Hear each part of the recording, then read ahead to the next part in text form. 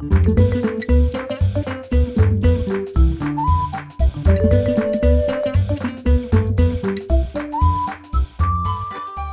amigos! Hi friends and welcome back. It's good to see you here on the Language Tutor Spanish series. I'm so glad you're with me on this episode because you guessed it, I have another viewer request. Now on the Language Tutor Spanish Facebook page, I have a friend, una amiga. Her name is Helen, and Helen sent a comment and she said, hey, what about a lesson on the word? Let's put it on the screen. Deber. I said, that's a great idea, deber. I don't think I've covered that word in a previous lesson, and we have a lot of lessons, so what a super idea. Thank you, Helen, for sending that to me. I really appreciate that. It's a great idea. Deber, what does it mean? Well, it can mean either must or it can mean should. All right.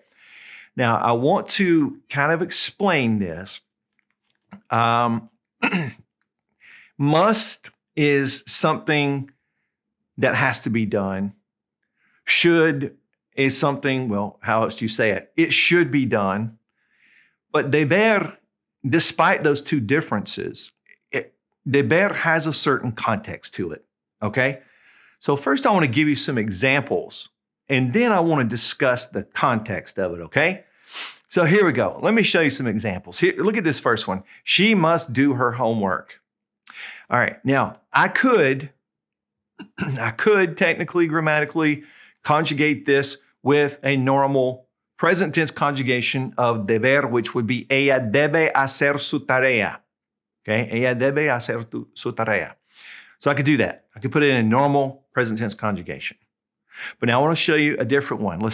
That's as must. Let's look at it as should. Okay, Juan should do the dishes. Juan should do the dishes. Juan debería lavar los platos. Juan debería lavar los platos. Now, you're probably already noticing that in the first sentence, we said debe, normal present tense conjugation. Now we have changed the conjugation from debe to debería. Why did we do that? I want to go ahead and explain a very general concept to you. There are many Spanish speakers who would say it this way over the first way because of the context behind it. Not necessarily that it's something one has to do, okay, like just required, but it has a context of it's what you should do, okay? And so we're going to talk about that a little further in just a minute. It's just got a little bit of context, and debería has that conditional feel to it. I'm not saying you absolutely have to do it, but you should. It's kind of a conditional feeling to it. So I hope that helps you understand the difference in the first present tense conjugation and in this conjugation. Now I want to move into another example that's going to be a little more in-depth grammatically, okay? Because I really want to show you a nice, different, in-depth use of this. So I'm going to write this sentence. I should have told you. I should have told you. Now we're going to use deber for the should. We're going to use haber for the have because we've used that verb in present perfect indicative, past perfect indicative. You look at my previous lessons like those that use haber. We're going to use it again, but we're going to tag on the te, implying you. We're going to tag it onto haber. So watch this. Debería haberte dicho. Debería haberte dicho. I should have you told. Okay. Now, again, we're using that conditional feel to it. You know, it wasn't required, but it's something I should have done. There was kind of a moral obligation to it, maybe. All right. So that kind of implies a little bit of the difference, but we're going to talk about it more in just a second. All right. Now, we can use this deber plus an infinitive. Okay, we've shown you that. I've put an infinitive, you know, in the first sentence when I said she must do her homework, that was deber plus an infinitive. So what is the difference between deber plus an infinitive and this formula we did a long time ago, tener plus que plus infinitive? The difference is kind of what I was talking about a minute ago. Tener plus que plus infinitive is something you have to do. It's required. Okay? You have to do it. You're required to do it. People like to sometimes refer to this as an external obligation. It's not some kind of internal, inner feeling that I feel I must do this. You got to do it. It's required. So tener plus que plus infinitive is that external obligation. Now, deber plus the infinitive is more like you should do it. It's that conditional feel like we were talking a minute ago. You should do it. There's kind of a lot of times involved here an internal motivation because maybe it's the right thing to do. All right, so that's really a good explanation of the difference. External obligation versus that inner motivation. It's what you should do. All right, now we can also use deber plus de plus an infinitive. We can put de in between deber and de. Here's the instance and the situation when we would use this.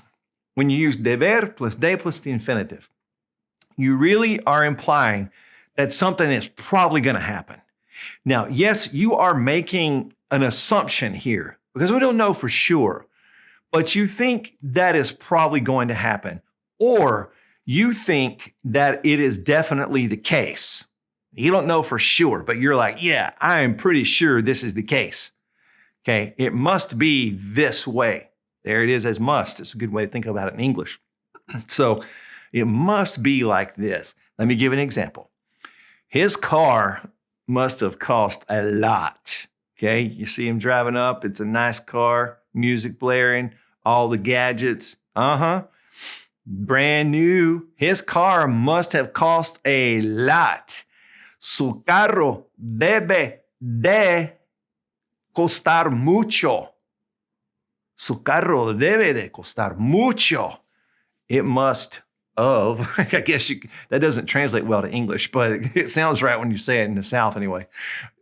His car must have cost a lot because that's really what you're saying, must of. We know correct English is must have cost. All right. But you're really saying of, okay? Now, here's another example. Rogelio is probably about 20 years old. Now, we don't know that, but we're assuming it. It's probably the case, but we don't know. All right, so there's a bit of an assumption there. So, Rogelio debe de tener unos 20 años, some 20 years. Okay, so Rogelio debe de tener unos 20 años. So we're making that assumption. So that's a good way to use deber plus de plus infinitive. All right? Well, amigos, I hope this lesson has been insightful for you. The best thing we can do, sometimes it's hard to remember this case and that case and this case and that case, this situation and that situation. The best thing you can do is practice all the time because that's when it's just going to start to sound right. You guys hear me saying that all the time, but that's the best way to do it, okay?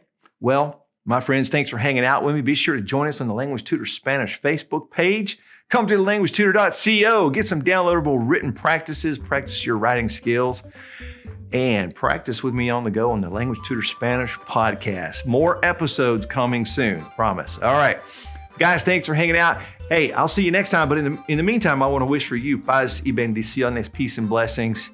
I love you guys and I appreciate you so much. Your support is amazing, but I wish for you peace and blessings. I really do. I'll see you soon. Hasta pronto. Friends, thanks for watching The Language Tutor. If you have a question for me, feel free to leave it in the comment section below the video.